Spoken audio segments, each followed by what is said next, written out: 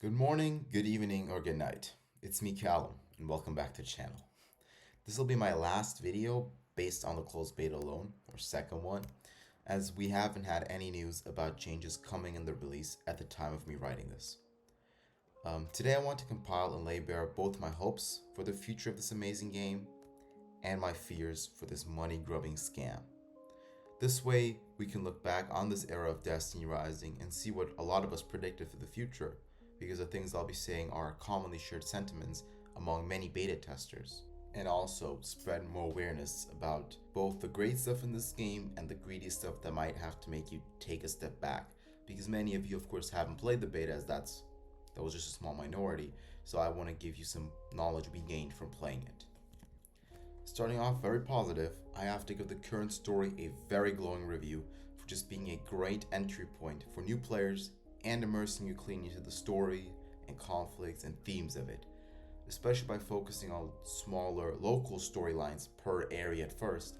Thus, you learn not only about the usual Destiny enemy factions one by one, but also the human allies at these locations, which gives the world a lot more life and lends the player a bigger picture understanding of the world that they're in. While the story currently is very basic, it's something that we haven't gotten in Destiny since I'd say 2017 with the Red War storyline. So it's great to re-experience a similar, nice and more casual entrance into the game that doesn't require any extra lore knowledge or doesn't build on deleted seasons of content. This is a very self-contained story that you can just hop and play. However, while we are on the subject of the game world and characters, I want to start off with our first negative, which is the gacha, and what it implies for the game. For those who don't know, the gacha is gambling. You gain resources in game or you spend money for them and then you pull the slot machine.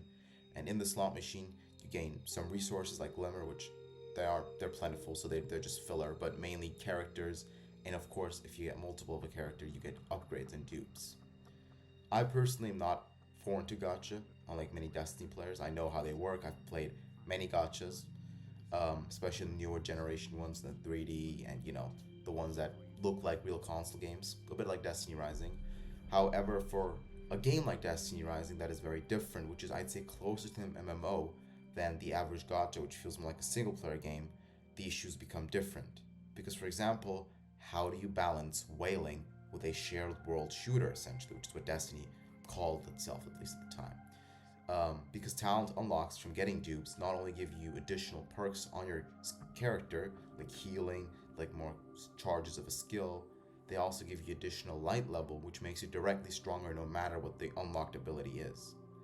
And this means that a talent 6, so if you get a total of 13 dupes of 13 total, so the first and then 12 dupes of a 4-star character, you're just barely stronger than, for example, a talent 0 5-star, and a talent 1 5-star is already stronger, jumps up 200 light levels ahead, which creates a sort of imbalance because you will be actively on a downside if you're using a 4-star, even if they're maxed out. At the end of the day, right now, there is not a big negative caused by these talent systems, at least in the beta. This is mainly tied to the fact that the content was easy enough to the point that talent 0, 4, and 5 stars could clear without any issue. Additionally, we have the fact that exotics are also very relevant, weapons, which I'll get to in a bit. So currently we have not suffered from it much, and there is already a modifier in the game which disables these talent trees, which I hope will be used in contest mode raids to uphold the competitive integrity, as is currently used in PvP. But to slightly positive this part out, because ultimately there's no solution for this, it is just going to stay like this. This is how they decided to monetize the game mainly. The rate of characters releasing isn't that fast, especially compared to these other new gen gachas I mentioned earlier. Thus, consistent players will likely find themselves in a good position in due time in terms of build crafting, their ability to use multiple weapons and characters. Speaking of the monetization of this game, the other side of this gacha coin is the fact that for the first time ever in this franchise, the microtransactions in this game actually fund our content that we play, which is evident in how all gameplay content like raids, strikes, PvP, and exotics are always available and free to obtain. This is a stark contrast to how the Destiny IP has been run the past 11 years, where players would not only be nickel and dimed with the Eververse cosmetics, which very much exists here, but I'm not going to criticize it in this video, um, but also expected to cough up a yearly sum to truly enjoy the game they bought before. These days are gone, as thanks to the power of Timmy's mother's credit card, our next few planets and raids have been sponsored and paid for during the closed beta. Not to mention, this includes all current and future exotics, something that I, as a PvP player, am overjoyed for, as it closes the wallet gap that expansions previously consistently created. I believe this helps to a certain extent to make up for the cost of Gacha, as a previously longtime Destiny player. However, that'll also depend on future content being fun as it is now, but also improving alongside player feedback. If the game stagnates and becomes greedier, well, we'd be right back to where Destiny 2 is currently at. While we're on the note of taking jabs at Destiny 2, this leads me to another positive hope I have for this game that I mentioned in the story segment, and that is its clear return to simplicity. Destiny 2 has, for a lot of people, gone more and more into a sort of fan fiction direction since the release of Beyond Light, and maybe even Shadowkeep for some people, which has gradually alienated people and also caused the game to become more frustrating, starting, of course, heavily with things like sunsetting and stasis. And now, being reward tiers and level delta and matter spark. I don't play the game actively anymore, I have to say. I'll just be honest real quick, but this is what I'm hearing from my friends who do. But Destiny Rising promises a return to form that Destiny 1, Destiny 2 Year 1, and Year 2 offered the players, I'd say, thus bringing back a lot of old players while being more approachable for new players, especially regarding the story. And of course, that's how we all went into the beta as well. But the problem became that as we players dug more and more into the game during the beta, we found certain things that seemed a bit sleazy to us. Starting off with the aforementioned very heavy handed weapon system placed on all characters. This was felt very early on by Tan 2 well locks, as they felt gimped by the scout and sniper loadout they were forced to run, as these weapons double dip into the long range playstyle. The system creates a twofold issue. On one hand, players feel like they have less agency to run what they want to, but it also causes possible loot drops to cause disappointment than excitement, as I had this happen to myself when the Concerto exotic sidearm dropped during a raid encounter.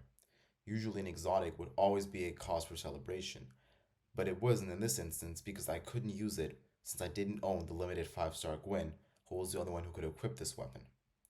This also goes for potential God roll mythics, mythics being the legendaries of this game. They've changed the rarity, but it's essentially the same thing.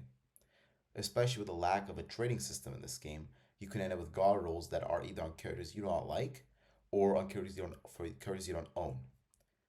My proposed solution would be giving every character an additional weapon slot, which could either complement their existing weapon, I don't know, an SMG and a scout, or be an alternative to their existing weapon type, for example, a scout and a pulse.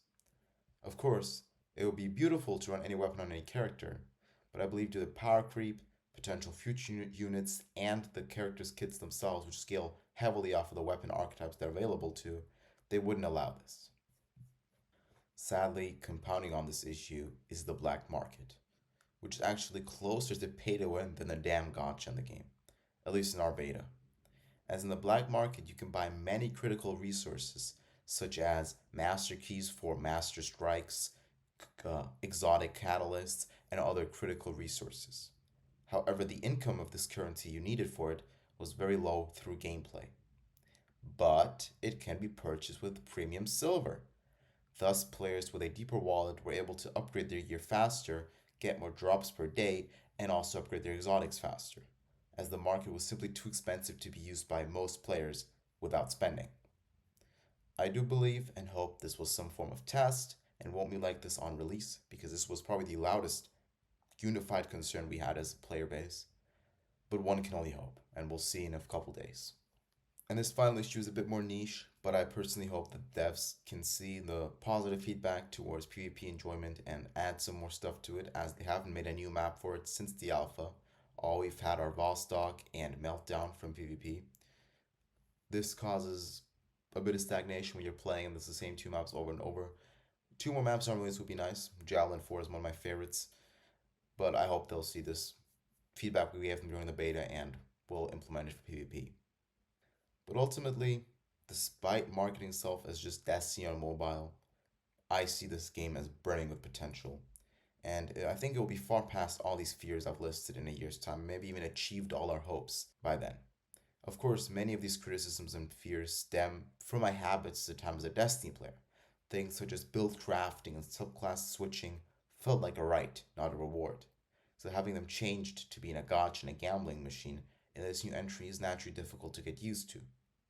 But ultimately, I'm excited and ready for this brave new entry. Thanks for watching. If you enjoyed it, leave a like, subscribe. I want to do more PvP content when the game is out. The reason is simple: PvE is oversaturated. I love PvP more. It's more complex in my opinion. So yeah, have a great day. Have a great even I said this in the beginning as well. See you next time. Callum out.